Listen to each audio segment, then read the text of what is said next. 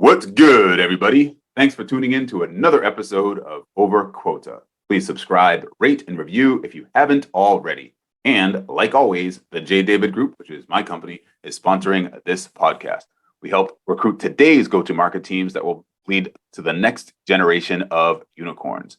This podcast is also being sponsored by Allego, which allows you to record your best content for practice, collaboration, and feedback, and gives teams a way to organize all of the best content in one place so it's easily accessible to help improve sales performance for everyone. Email me, web, with two B's, at thejdavidgroup.com so I can introduce you to someone who will take great care of you. Now, my guest today is Rob Stevens. He's a sales, marketing, and general go-to-market consultant and advisor to early-stage startups.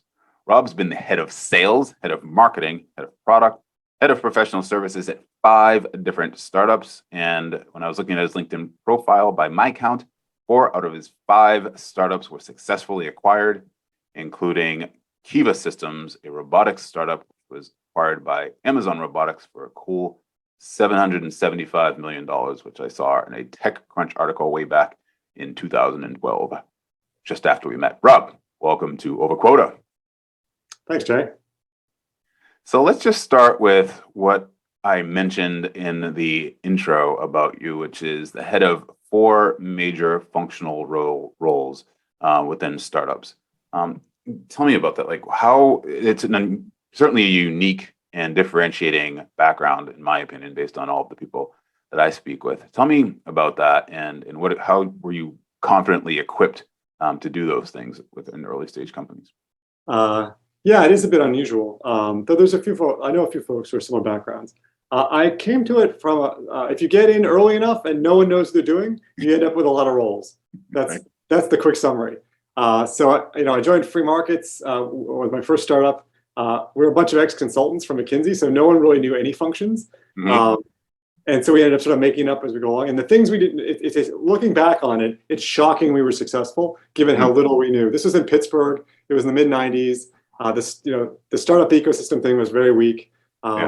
We did a lot of things that, in retrospect, were pretty nonsensical. The company worked out. We had an IPO in December of '99, so big success as a company.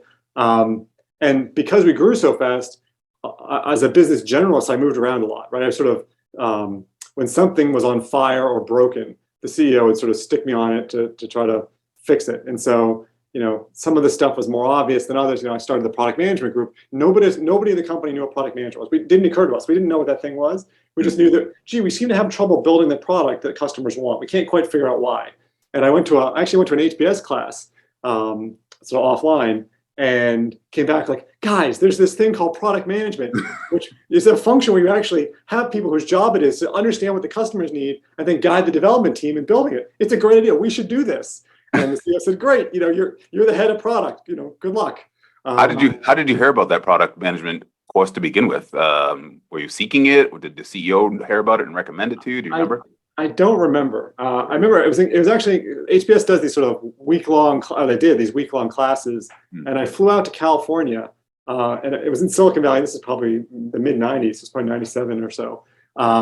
And like John Doerr spoke to the class. Like it was just completely. John Doerr was a famous VC back in the days. I think he's retired now.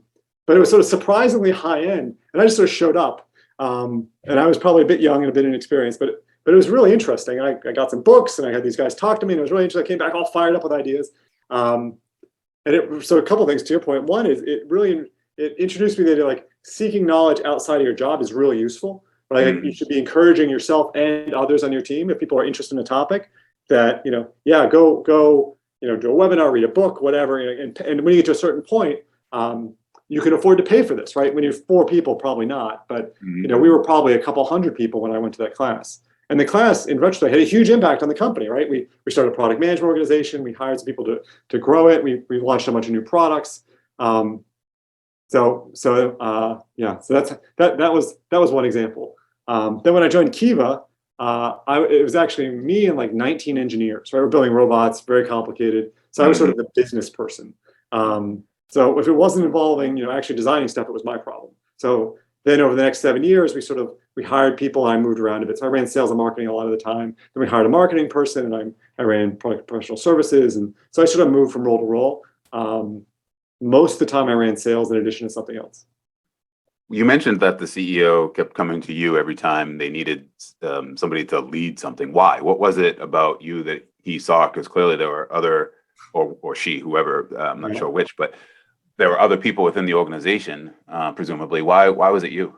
I think hard to say because the team at Free Markets is really talented, and they've all been really successful. I just had a call with a guy, and it's funny, my first job was 20 years ago. Max and I just talked a few minutes ago. We stayed in touch, a coworker. So I think partly was I really like starting new things and sort of white space. So when we had an area where it just didn't exist, where we need to make stuff up, I really enjoyed that, and I'm pretty comfortable doing it. Less useful when you're a $400 million company, right? Like that's not a skill that's really needed at the senior level as much. But as you're growing from 0 to 50 million, there's a lot of things you just don't do right now. So going out and figuring out what those things are, and then starting stuff, it turns out to be a pretty useful attributes. Is that why? What's so exciting about white space to you? Do you get excited about? And does it have anything to do with, I mean, I know your BS is in mechanical engineering, which I'm assuming is, again, starting something from nothing and building something. Is that part of it, or just how is your brain wired in that? Yeah, I'm a problem solver. So there's kind of two things I really enjoy. I enjoy solving complicated problems, and I enjoy building stuff. So I think those two, but building stuff, lots of stuff. I played with Legos as a kid. So I've never actually been an engineer. My wife likes to point out, I think of myself as a mechanical engineer. I've never actually been a mechanical engineer. Let's be clear. I've never been paid a lot as an intern, but other than that, I've never actually had a professional job or someone paid me to do engineering. But the idea of sort of solving a problem and constructing something to solve it long term, I think has always been appealing to me, whether it be physical devices or systems and processes and teams on the organizational side. What about the learning as you're going, sort of building the plane, as they say, as it's flying, and the feedback loop that you're getting when you are entering into an area of the business where you were unfamiliar before? For instance, like, yeah, sure, go take a class at Harvard and then all of a sudden stand up a product team within a startup company, and oh, by the way, it's going to exit for multi-millions. Like there's going to be some scars and scabs as a result of that. Tell me about that process to. Yeah, obviously, as you point out, it doesn't always work. Right. Trying some stuff. I'm trying to think of a good example of something that didn't work out. There's lots of them, but tolerating failure. We all talk a lot about how we want to embrace failure and you need to be able to fail and that kind of stuff. It's hard to do in real life. I think it gets easier after you've had some successes. So I think one of the things I recognize, I got lucky. Joining Free Markets was just coincidence. I knew one of the co-founders. We worked together at McKinsey. So it just happened to know somebody. Startups weren't sexy back then. This was 1996. The internet wasn't a thing. Netscape had just gone public recently, so the internet bubble was just starting to happen. But having been, and I was there about 7 years. So having been there through, making lots of mistakes and sort of surviving them, I think to some degree gives you confidence that it's okay. And it also gives you buffer. I've been privileged. Having done that, I've seen more opportunities, right? People ask me kind of, how do you get the career I've had? My answer is usually get lucky early on, right? Because it creates options for you going forward. I was connected with Kiva because I was an angel investor in Kiva because one of the founders of Kiva, Mick Mounts, had connected somehow with one of the co-founders at Free Markets. So therefore I kept in touch with Mick, and when he needed a business person, I was excited to join.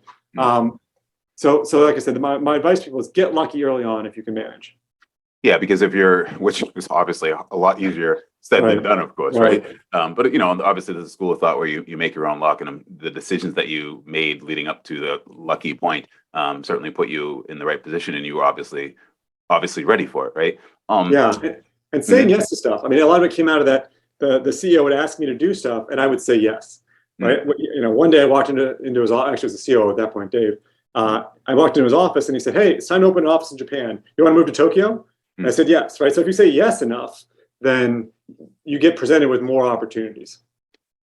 Can you tell me about that? Actually, going to Tokyo. First of all, did you need to learn the language before you got there? Did you learn when you got there? Tell me about what that was like and what were you doing there?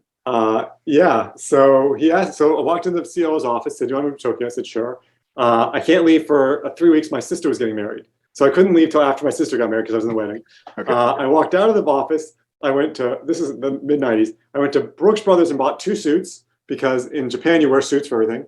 And I went to Barnes and Noble and bought Teach Yourself Japanese Berlitz language tapes, cassette tapes. And fortunately, I'd actually been to Japan once on vacation a couple years before that. Okay. I had made a business trip to Korea and managed to sort of tack on a week in Japan. So I'd at least been there. Yep. But yeah, I didn't speak any Japanese when I moved over there. I couldn't read because they use a different language, a different writing system. It was an amazing, I was there about a little less than 2 years. It was an amazing experience, but talk about like mentally challenging every day. Right. And I think long term, it really helped me in one way because it exposed, living in a country like Japan that's really different, helps you understand the assumptions we all make every day because they make different assumptions, right? Like colors are an example. Like the meaning of colors, we sort of assume, white stands for, innocence and red is passion and whatever. Right. Those are all different in Asia. Like the colors mean something completely different. So that's a pretty trivial example, but it's an example like there's lots of things like that it makes it sort of exposes, it makes you more aware of the sort of unspoken assumptions that we live by in a given culture. So that was really helpful. Who were you hiring? Were you hiring folks that spoke English, hiring folks that spoke native, Japanese? Were you like, how did you recruit? I mean, tell me about that. Yeah. So my conclusion at the time was I thought about building a bridge. So Japanese business culture is very specific and, very, I don't want to say rigid, but it's got a lot of rules. And if you don't know them, it's very hard to function. You get away with it to some degree as a foreigner because you're a foreigner and people kind of cut you some slack. So my strategy, which worked out pretty well, was I thought of building a bridge. So from an American, me, who didn't speak Japanese, to I had a couple Americans at free markets who had lived in Japan and spoke Japanese, so they joined me. We had hired a young engineer, Ken, out of my alma mater, Cornell, who was from Japan, but had gone to high school and definitely college in America. So you can sort of see the bridge building, right? Each stone is a little closer to Japan. And then when I got there, we hired a couple people who had worked for Western companies, but were from, they were Japanese, they lived in Tokyo, but they had at least had experience working for Western companies. And then once we had them on board, we were able to hire some more Japanese. But everyone we hired had to speak English because the company free markets globally operated in English. So that was one requirement. But we ended up, the other end of that, by the time I got done hiring with 7 or 8 people, the end of them were more traditional Japanese people in Japan who, had grown up and lived there and, spoke Japanese very well, obviously, because they lived in Japan their whole lives. Yeah, right, for sure. But I felt like building a culture was very hard. If I showed up and tried to hire a bunch of, Japanese workers who had never worked with a Westerner, had no experience, you can imagine how it would work in America, right? Same thing. If a Japanese person showed up here and just hired a bunch of Americans, there's a cultural gap there that's hard to bridge. So again, my strategy was sort of build this bridge on people with different levels of a foot in each culture so that we had the ability to sort of all communicate with each other. One more question about free markets, which is, I saw in reading your LinkedIn profile, I think it was a period of time between 1997 and 1999 when it went from 600,000 in revenue to, what was it? It was like 7 million from like 1997 to 1999, I believe. How do you grow so fast without things breaking, I guess, or without you working 180 hours a week, or maybe you did? I was going to say, why would you think those things aren't true? Everything broke. Okay. And then we worked all the time. So, I was in my 20s. A lot of us were young, and I was living in Pittsburgh. I moved to Pittsburgh after college to work for a consulting firm. So I wasn't from Pittsburgh. We just worked all the time. That was part of it. We one thing that helped us. So we hired a lot of people. The company today we would call it SaaS. That term didn't exist back then. So we had built software to help companies run these live auctions to buy stuff. So our customers were like General Motors and United Technologies, and they were buying metal stampings and plastic injection parts. And we helped them identify suppliers and negotiate with them. So there was software that did that, but there was a lot of service on top of it, right? We had to help them write an RFQ. We had to help them find suppliers. So there's a very strong, much larger service component than most SaaS companies have today. So we had to hire a lot of people. So I think when I joined, I was employee 16. And when I left, it was like 1,100 or 1,200 people. Wow. We interviewed a lot. Now, the good news is, like I said earlier, a bunch of us came from McKinsey, a consulting firm. And one thing consulting firms, love them or hate them, they hire a lot of people and they train them, right? So it's people is their only thing, right? Right. Yeah.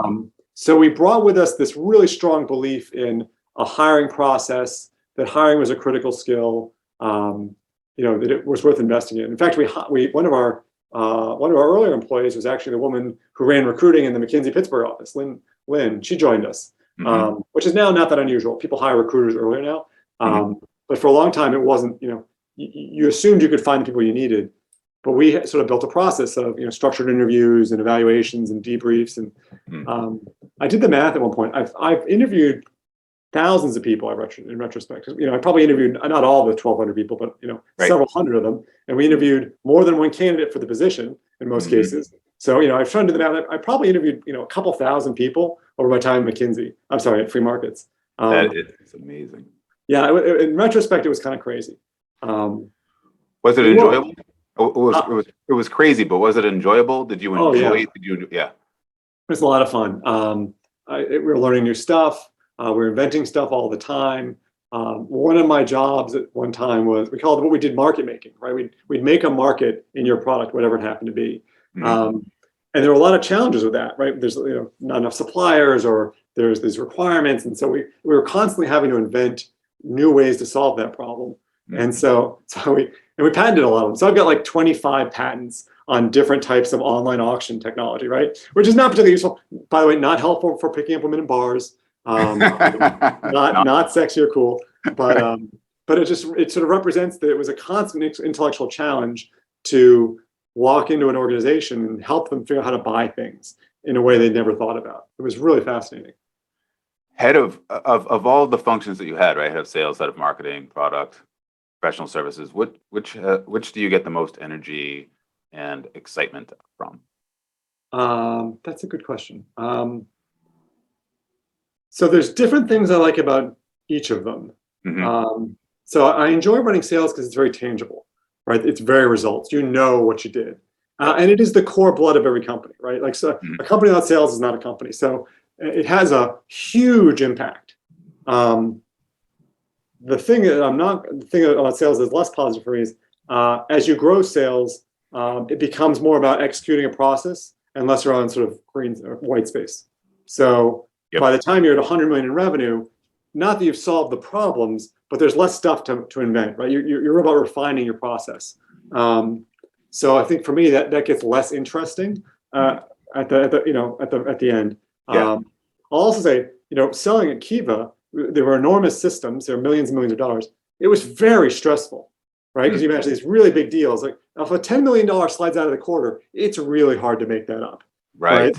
So I did not sleep well a lot of the time towards the end of when I was working at Kiva because of the sales side. The marketing is very creative. One thing I like about marketing is just the opportunity for creativity, right? Coming up with new ideas, new messaging. Communications is very important. So a lot of what I do now as a consultant is helping people think about storytelling, right? Like, what's your website? What's the narrative? As we think, I was walking through one of my clients yesterday, walking through their website and talking about what is the journey we want the user to go on? What do we want them to do? And what are the questions they're going to have as they go on that journey? And how can we structure our site to help them move along that journey? So that idea of a narrative is really core to the marketing idea. And it gives you a lot of opportunity for being creative and thinking of new ways to tell stories. I really enjoyed that about marketing. Product I enjoy because as I mentioned earlier, I still think of myself as an engineer, though I'm not. So getting in the nuts and bolts of how does this thing actually going to work? How are we going to solve this problem? What features do we need? That's a lot of fun. I like people. So I've always wanted to be customer facing. So the roles I've had that are outward in professional services or any kind of service role is always fun because I like meeting people. So there's things I like about each one of them. Yeah, so it's hard to say which one stands out farther than the other. That's right. Based on all you said. Right. You mentioned building a bridge when you were over in Japan, a proverbial bridge of people, if you will. Do you look at go-to-market strategy the same way as you're putting a go-to-market strategy together for one of your companies that you advise? In terms of a little bit like a bridge. The other metaphor I use, which I learned from Glenn, one of the founders of Free Markets, was startups are like racetracks. So when you start, it's all gravel, dirt road, right? And then you upgrade it to gravel. and then you upgrade it to tarmac. And it's funny, he's not a big NASCAR guy. Like, none of us are car people, but this metaphor really worked. Because the idea being, if you take one corner of it and you put down asphalt and you bank the curves and blah, blah, it doesn't actually help you very much because the rest of it's all still dirt. So you don't actually go that much faster. So in the startup, it's all about going around that cycle and upgrading and upgrading and you're constantly upgrading, but your goal is to sort of keep the various functions at a similar level, right? Building an engineering team that can do, stellar, intergalactic software isn't helpful if you've only got one marketing person, right? So you need to sort of think about balancing each part of it so that you're not creating a lopsided organization. Right. And so that said, when you are working with an early stage company, and obviously they've got product, presumably they have market and fit at that point. Otherwise, they probably wouldn't have come to you. Where do you begin? In other words, how do you start prioritizing what to do first, second, and third? Do you have a playbook? I use playbook in quotes, but like a framework, I guess, if you will, is a better term for it, to come into a startup company and say, because you've seen the movie so many times, where like this is the first thing that needs to happen and the second thing, or how do you go about that? So sort of. I have sort of a list of things that need to get done, and different companies are at different stages along the way. So I was talking to one of my clients this morning. They have a product, it works, which is not always a given. They have some customers, and the challenge for them right now is growing the sales. They have some salespeople, it's sort of working, which is, again, not unusual for when people engage me. And so the question right now is understanding, why are people buying? What's the use cases? How do we start to, so everything's not, every deal is different. How do we make it so they're not all snowflakes? What are the commonalities? So, understanding each customer, what's their value, who bought, why did they buy, looking for patterns there, then using that to inform our positioning and using it to inform how we build our sales process. That's often the path I go on. In almost all cases, it starts with customers. If they're earlier, then it might be go out and do customer development interviews, right? And I've got some strategies for that, of sort of the questions to ask. You're not ready to sell anything to them yet, but what you're trying to understand is, who is my buyer? What are their problems before? What is their life like before I came along, right? And how do they think about the problem I'm trying to solve? How do they solve it today? And how do they think about my solution? And how can I reach them? Questions like that. And that allows you to sort of think about, how do we position our product? Are we solving a problem that people understand? If we're not, then what do we need to change? So I think no matter where I engage, no matter how old the company is or how mature the company is, almost all my starting points are sort of customer facing.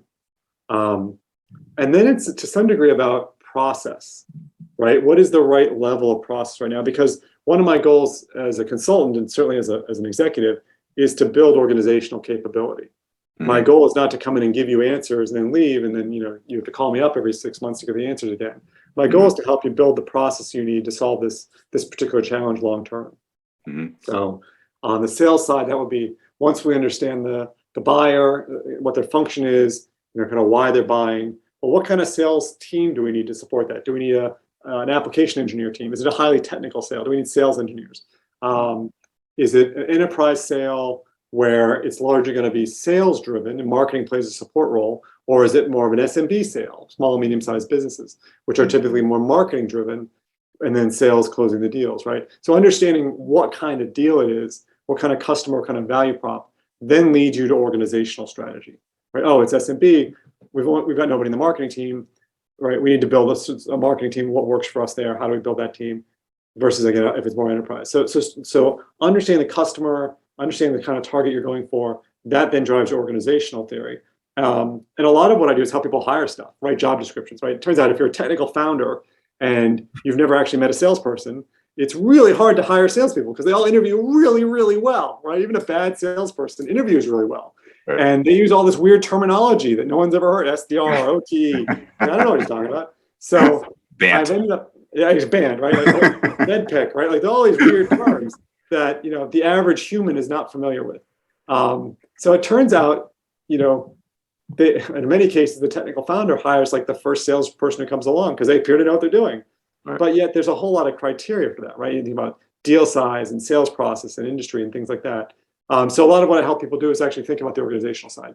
Do we need to hire a CRO? Do we need to hire a VP sales? How many reps are we going to need next year? What's our goal for next year? What does it take? What organization do we need to build to support that goal? Is it marketing? Is it sales? Is it customer success? Is it a technical sales team? What are the pieces that we need to make the goal?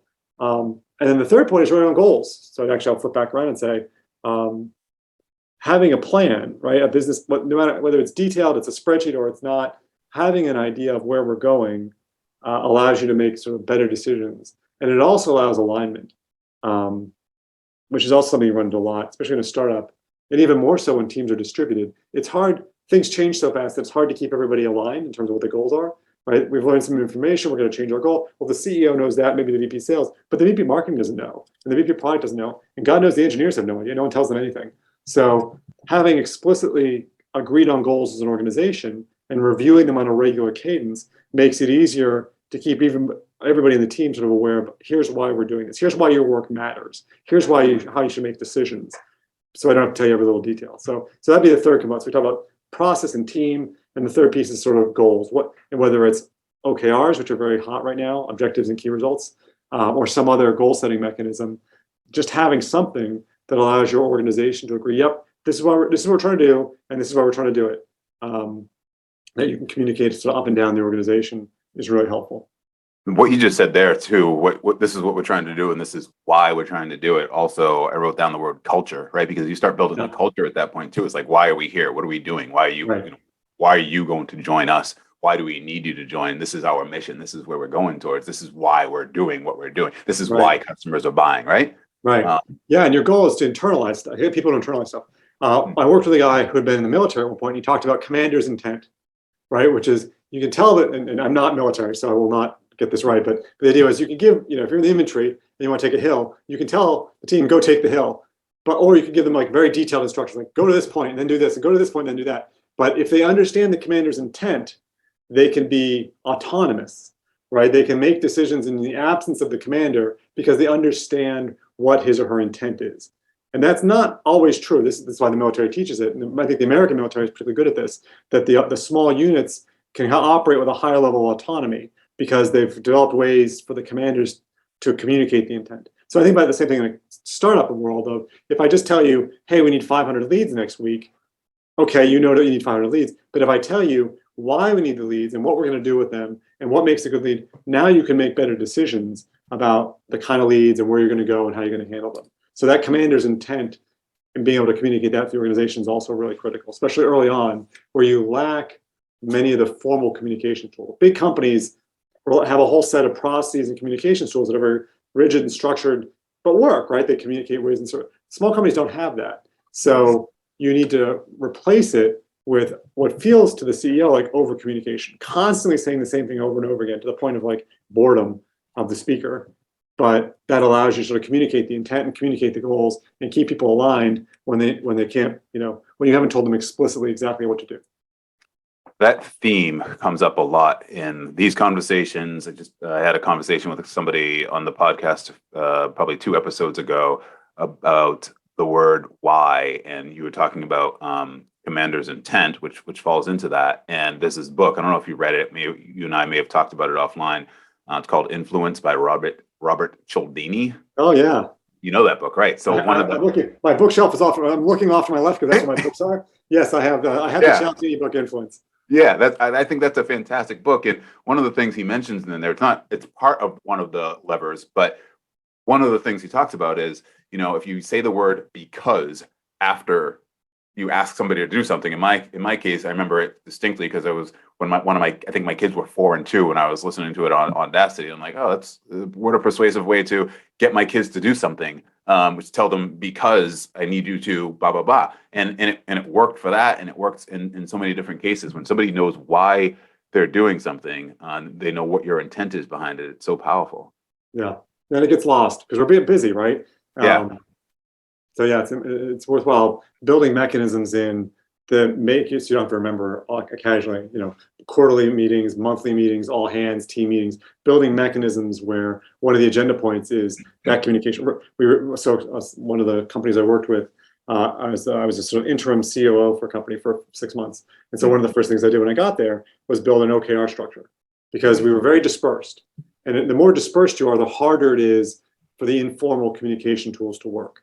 So the more dispersed you are, the more important it is to have a mechanism built to disperse that information, right, and review it constantly. So every quarter, we had an all hands meeting every month, and every month we would go through the OKRs again, right? Remind everybody, here's why we're doing this, and I'd say at the end of it, by the way, if you're working on something and you can't figure out how it affects one of the points I just made, speak to your manager or speak to me, right? Because the OKRs should be driving us as an organization. If you're spending a lot of time on something and it's not on this list, then, you might be doing the wrong thing, right? So talk to somebody about it.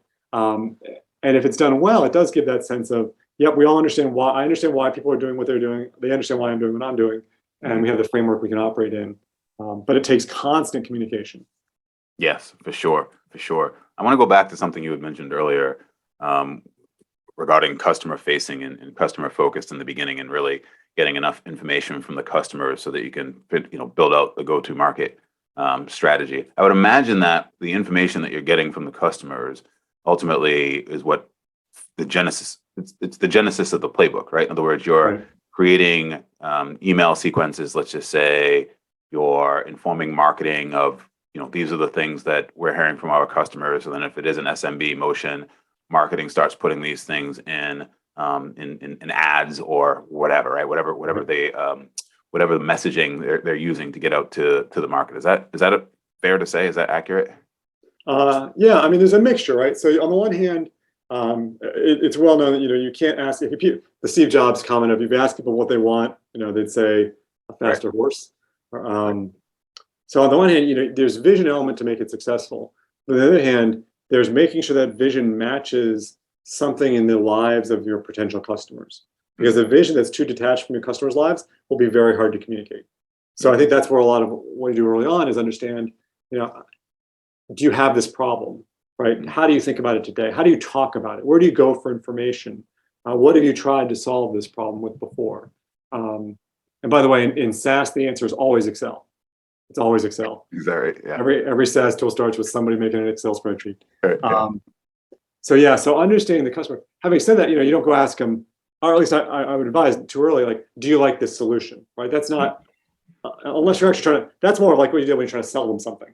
But, do you like what I'm thinking about? Like, it's very hard to get good feedback. People just can't get their heads around new ideas, without seeing it or understanding it. So you get really bad quality feedback. But if you ask them about their life and how they solve things and what they're looking for, you get really good quality feedback. People are very good at explaining themselves. They're really bad at predicting their own behavior.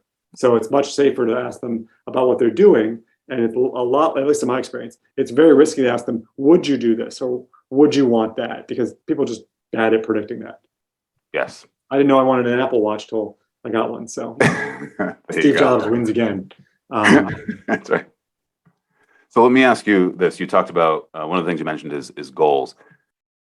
How do you set goals in the absence of data? And I guess you can even you can answer this in the with the thought of, you start bringing on sales team and hiring, and you need to set quotas or goals for them to achieve. When there's an absence of data, where the founders have been doing a lot of the selling, it's been relationship driven, or through VC introductions, you don't really know what the full sales motion or cycle is going to look like. How do you go about helping them think through that? Yeah, and that's a challenging point, right? You've got some traction, it's sort of working, but it's really it's the founder who's selling it. And as we all know, the founder is almost always the best salesperson, right? They've got vision, they understand it really well, they're very convincing, they can make promises that nobody else can make because they're the founder. And then trying to transition that to somebody you hired to be a salesperson is a risky moment. So in terms of setting goals, a couple different things to think about. One is for a venture-backed startup, you always need to think about the funding situation. So there's different constraints, right? So one constraint is, how much money do we have? When are we going to run out? And what do we need to have proven by that point? So milestones, sort of funding milestone driven, right? If we're a seed stage company, if we're a seed stage software company, then to get our Series A, we probably need to generate a certain amount of revenue traction. Maybe it's 2, 3, 4, whatever the number is. But that sort of, okay, we know that milestone. And then you can derive some other things from that. Well, we probably need a sales team at that point. We probably need a marketing team. So you sort of work your way back. if you're a hardware company, if you're a later stage company, that's you can come up with the milestones for one thing. That's sort of one constraint. Mm. The second is sort of a more bottoms up of what do you need to believe. So if we say we want to get to 5 million in ARR by the end of next year, which is a year and a half from now, what needs to be true to make that happen? And this is where it gets a little more spreadsheety or numeric, right? Which is, I build a model that I like to use sort of month by month of saying if I have one rep and they can start this many opportunities and close this many deals, start to make assumptions. Like, let's assume the rep can close a deal every 9 months for $1 million, right? What does that look like? I call it a what do you need to believe model, right? Okay. You're not saying you're going to do this. You're Yeah. saying, hey, we've said we need to get to 5 million in ARR on this date. Cell D97 has a little 5 million in it, or whatever. What do we need to believe, right? How many reps do we need to hire? How many leads do we need to generate? And there's a lot of different ways that could work, right? We could generate a huge number of tiny deals or a small number of big deals. So this is where we're starting to make strategy decisions. We've already talked to customers, so we understand the magnitude of the solution. Is it $1 million deal? Is it a $100,000 deal? What is it? And we build this spreadsheet to sort of figure out what needs to be true. And then we go do it. And we refine that model as we start to set goals. When I'm missing other data, so that model has things like conversion rates that we don't have yet. I'll typically use personal experience if if it's close enough to something I've done, or I'll look for the internet for experience. I'll give a free plug. The Bridge Group is a consulting firm, Trish Bertuzzi, and they publish a great annual survey on account executive comp, SDR metrics. So if you know nothing, go with the average, right? If somebody asks you, do you think you're funny? My answer is like, well, I don't know. So I'll assume I'm average funny, right? I have no data on me there, so I'm going to assume I'm average funny. I'd say the same thing on sales, right? So if I'm not sure what my reps can do, I'll look at the data and say, oh, on average, reps can generate this many leads per week, or the average SDR makes this many phone calls. So I'll use that sort of data as a placeholder until I start to generate my own data. And it may be dramatically different, in which case I got to change the plan, right? What I need to believe is now different. But at least I've got a starting point. I'm going to assume reps can make this many calls. They have this connect rate. We're going to sell deals of this size. That gets us to the number. Great. Now let's go execute for 2 or 3 months and see what we learn and see what we need to change in the model. When you say what do we need to believe to be true? Say that again. I'm sorry. Yeah. So it's a what do you need to believe model. So I want to get to $5 million. I need to believe, for example, that I can hire 2 reps every 6 months, that the reps will start 5 opportunities a month, that they'll close 30% of them at $1 million ARR. Right. Right. So there's a set of assumptions I make. And if you run that out, it gets you to the $5 million. If it turns out that my average deal size is only $100,000, well, I gotta go back and change the model, right? Now I need more reps, more ops, faster deals, higher close rate. Something else has to change for us to be successful in meeting the goal that we agreed on. Are you using that what do we need to believe model after you've done your research, looking at what the Bridge Group's survey is, or are you assuming that and then going back and adjusting later? Like what order is that in? So I build it once based on what I know. So Okay. if the company has some success, for example, they've closed a few deals, then I'll use the data that they have, right? Their win rate is 30%. Great, we'll use that until we know something otherwise. Mm-hmm. If they don't have that data, if we're really, the founder has sold 2 deals, they've never hired a salesperson. In that case, I'll use more of the third-party data. Again, influenced by my experience, right? If I don't have experience, I'll go get somebody who has. Right? Oh, we're selling to orthodontists. Well, I don't even want to sell to orthodontists. So what data can we find? Can I find someone who has sold to orthodontists and get a sense of what their conversion rates and value and things like that, and apply that to our model? And then, like I said, then go out and do it and iterate. Right? This is not a model that you build and then leave it alone. It's a model you're using to plan along the way. So we go do it for a month or 2. Oh, it turns out our MQL conversion rate is 10%, not the 20% we assumed it would be. Right? So I'll modify it and change my plans. But it's a way of keeping track of and quantifying the assumptions you make. Hey, we're going to have a short sales cycle. We're going to sell huge deals. Well, what does that mean? Right? We'll put numbers against those, and then we can test and see whether it's true. And if it's not, then we can figure out what we need to change to still be successful. Tell me about the core competencies that are necessary when hiring the early stage sales folks, right? And obviously it's going to vary, of course, whether it's an SMB motion or mid-market or enterprise, of course. And maybe we can speak a little bit about those three, but just what comes to mind when you think about the core competencies that you need to hire in these early days? So there's a few criteria I look for. The first, one of my experience suggests that the deal size that they have sold is, well, first of all, I'm a believer in behavioral interviewing, which is the idea that the best predictor of future performance is past behavior, right? Mm-hmm. So when you're interviewing, you're looking for examples of things you've done. It doesn't need to be exactly, but it could be like the attribute or a skill. It doesn't have to, I'm trying to hire somebody to sell robots for warehouses. It doesn't mean I just have to hire people who have also sold robots for warehouses, because there aren't any. But I do need to identify what are the skills and attributes required to sell robots for warehouses, and now go find people who have them. So step one is sort of the behavioral interviewing idea. And then, I'm sorry, what was you asked me a question. What was the specific question? Yeah, just generally the three core competencies, regardless of where they are, whether it's mid-market, SMB, or enterprise. So first thing I find is having sold a similar size deal, because the deal process, if you're good at doing little deals, you're more likely to be successful doing little deals. The second is, have they sold to the same buyer? Do you speak the language of the buyer? Do you understand the environment of the buyer? Do you have empathy with the buyer? That's also critical. Third, I really like to hire people who have been successful in a startup, because it turns out the chaos and uncertainty and ambiguity of a startup is really hard to predict if you've never done it before, right? And I interview people and they say, well, this was really like a startup inside a big company. And I sort of like, okay, right, but have you ever worked at a startup? Well, no. Well, yes, it was, it was part of, big corp, multi-billion dollar, but it was really like a startup. Like, that's not really how it works. So I actually don't care whether the startup itself was successful. What I care about was, did you work in that environment and you enjoyed it, right? The constant change, the uncertainty, the ambiguity, the lack of resources. If you've done it once, you want to do it again, that's good enough for me. Check. So that's kind of the three first things I'm looking for at a high level. Sold the same deal size, sold to the same buyer, and has been in a startup environment. Then the next layer down, and we'll get more specific, I'm looking for, especially early on, I'm looking for curiosity. That's one thing.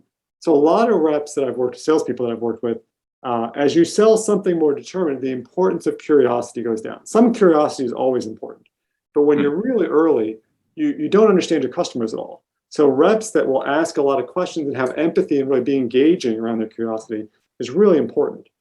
So a number of my clients, one of the first things I do is to help them. They have a product. They don't actually know why anybody wants it. They're just excited someone's buying it. And I say, that's great. That's a good sign. Now we need to start understanding why they're buying it, which means the reps need to start asking questions about why. And reps often don't want to do that because they're afraid they're going to screw up the deal. Right? This person's going to buy something. I'm not going to ask any questions. I'm going to take the order. And that's true from a individual perspective. Yes, the more questions you ask, I guess there's some more risk involved. But from an enterprise, from a company perspective, the sales team is really the eyes and ears out into the world, right? So we need to be bringing in your job is not just to sell things in the early days, but to bring information back into the organization. Help us understand what are the questions people have, how do they think about our product, how do they think about other alternatives. The only way we can learn that is through the sales team feeding that information back in. So you really need reps who have all the other skills as well, but also slightly more curiosity than average, and the ability and willingness to communicate that back into the organization. And that willingness is also non-trivial, because a lot of organizations, sales sort of operates, they're cowboys, right? They sort of, no one really knows what they do. They just sort of bring home orders every now and then. They don't really talk to anybody. They're sort of separate, right? Again, in a really small organization, that's really dangerous, because the product team's off building stuff and the customer support team's off helping people. But if we don't know what the customers are actually saying, we're just sort of guessing. So we really need that the reps bring that information back. So a couple companies, I've tried to address this. So once Slack came along, I created a Slack channel. And every time a rep had a good call, they would take the notes that they were typing into the CRM and just cut and paste them in this channel. The channel wasn't there for discussion. It was just a stream of notes that reps had from conversations with customers. And the teams love that, right? They don't read all of it, but boy, everyone in the company has read it every now and then, just to get a sense of like, what are our customers saying? What are they like? Who are these people? And why are they buying our product? So that curiosity and willing to communicate is, I think, way more important in the first 2, 3, 5 reps than it would be in rep number 527. Still good things, right? But really critical for the first few reps. I like that knowledge sharing through Slack. It's quick, it's easy. Yeah. It's the product team and whomever is looking at it can, make decisions That's good. Yeah. Let me ask you a question. You mentioned, let's say they've been at a startup and they've failed, but they really enjoyed it. What if you're a candidate that you like it so much, you keep trying multiple startups, let's just say 3 in the last like 4 or 5 years, and they've all failed for one reason or Yeah. another. Despite all your effort and hard work, your story at that point as a rep is questionable, if you will, Yeah. right? Yeah. What are your thoughts on that road? Yeah. At one company, we call that the stench of death, right? Like, Right. I can't tell credit you it's card their debt. fault, but they sort of are wrapped in the stench of death, and which is Yeah. not funny, but Yeah. we describe it. That's a tough one, because again, most startups fail, right? So that's just or most startups don't have amazing outcomes, right? Right. Failure is ambiguous. Sometimes ambiguous what actually happened. They got acquired. Was that a success? Was it a failure? No one really knows. Right. But the reality is most startups don't have billion-dollar exits or multi-billion-dollar exits. So, but the pattern so a couple things. One is it takes, in my experience, about a year to be unsuccessful. I used to say it takes a year to get fired, but it takes about a year to be unsuccessful, right, in a startup. So if you see somebody with lots of 1-year stints, that's a flag, right? Separate from whether the company failed or not. I have seen candidates where they had a series of 1-year stints because the companies kept getting acquired. So that's a little more complicated. You got to sort of dig in and figure out, again, was it going well and you're acquired on a successful trajectory, or it was going badly and you were acquired to sort of put you out of misery. When I see somebody who's had lots, so the tough candidates had a bunch of startups. They were there more than a year, right? So they stuck, and the companies all still failed. I'll spend more time than I usually do diving into, can they tell me why? Right. So I don't usually hold everyone in a company responsible for understanding why the company failed, but companies usually fail for lack of revenue. So I have a little more higher bar on the sales team. And I wouldn't quiz everybody on this, but if I see you at a lot of companies that have failed, I will be hopeful that you have some insights into what happened. So I'll talk to you about that. And if I get, oh, we were too early for the market, or the product was no good. If I get a lot of, it was somebody else's problem, that's probably not going to help you. If I get somebody who has sort of clearly thought about it and has insight that sounds reasonable, that's probably going to be helpful, right? Because that gets to the curiosity and the thoughtfulness. I'd also be looking for what we used to call a spike at McKinsey. So the idea was, people have different attributes, and you don't need to be amazing at everything, right? Because that can't be the bar. We never hire anybody. What I want you to be, you got to be amazing at something. And McKinsey called that their spike, right? The one thing that spiked up. So if I can figure out what your spike is, and you have one, that would offset concern around, you seem to be at a lot of bad companies. And the other thing I'd say I focus on is, why did they join them? So one of the things I do early in the recruiting process is I'll often walk through the resume to just talk about transitions, not about the jobs. I'm going to do that through behavioral interviewing. I want to understand, why did you leave this company? Why did you join that company? And if you can tell me a story that makes sense about why you went here and why you went here and why you went here, that's going to help you a lot. Occasionally you get just sort of random moves, right? Like, this company failed, my buddy worked here, I went there. That's less helpful. So again, I think one way someone I would hire who has that profile would be somebody who could talk thoughtfully about why the companies failed, why they went there in the first place. Because it's unlikely this person caused the company to fail, right? That's not probably a problem. What you're worried about is they're making bad judgments, right? Are they choosing a bunch of companies? Are they doing it for good reasons and things just didn't work out? Okay. Or, are the reasons they joined the company the wrong reasons? Well, I joined this one because, I don't know, I didn't understand the product. They raised a really big seed round, right? If the decisions were based on things that didn't seem like good decisions, but wouldn't help me make good decisions, that would probably be a flag for me. That would be more on the no side. But that's a tough problem. The stench of death ones are always tough ones. Yeah, I always look at it like credit card debt, which is that, once it's there, it's very hard to wipe away, right? Yeah. Or you need to go someplace for 7 years, right? Exactly. Stay there, right? Right. And when I've talked to people outside, I wouldn't do this during an interview for a candidate, but when I've talked to people in that mode, I would often encourage them, go take a job at a big company for a while, right? Like, especially in sales, like, everyone's desperate for salespeople. So, if you've sold anything successfully, someone will hire you as a salesperson, right? Somewhere and somewhere. You need to go be somewhere for, I know it's 7 years, but like 2 or 3 years, be successful somewhere, right? And then it sort of wipes out it puts a little more like, oh, you were successful, you got promoted, you met quota each year, Great. It gives you a story to tell that is different from, oh, I've had these 4 startups and no, I never made quota, but the company failed each time. A success in a larger company environment would at least sort of give you some credibility around just the mechanics of doing your job. One thing that I wanted to cover a little bit earlier, and I recognize that we're running out of time here, but maybe just in the next couple of minutes we can cover, is compensating the early employees when there isn't much data or precedent around.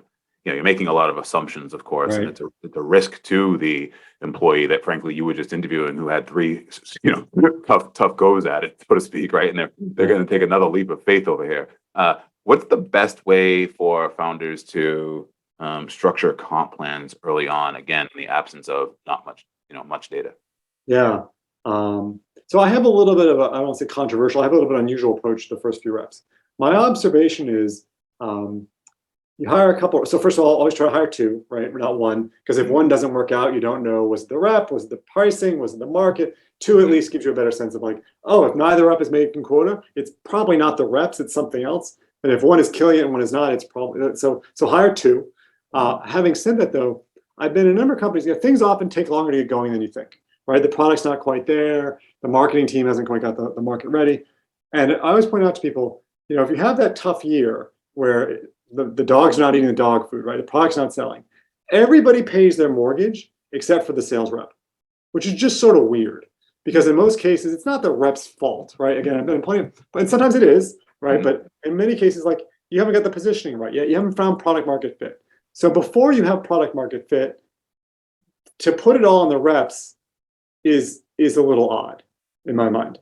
So I've usually taken the approach of, for the first couple, 3 reps I'll hire, I'll change, instead of the traditional 50-50 variable fixed, I will often raise that fixed quite a bit. I'll say, hey, for the first year, we still want you on, you're still gonna have a quota, you're still gonna be on commission, but we're gonna give you an 80-20 or 70-30 or something like that, so that you're not bearing all the risk that really no one else in the company bears in terms of, this doesn't work out, you can't pay for your kid's daycare, right? Like I don't want the reps in that mode, because when things sometimes take longer than you hope, you're tinkering with stuff, I don't want them quitting because they can't pay their bills at home, right? For reasons that are unrelated to their performance.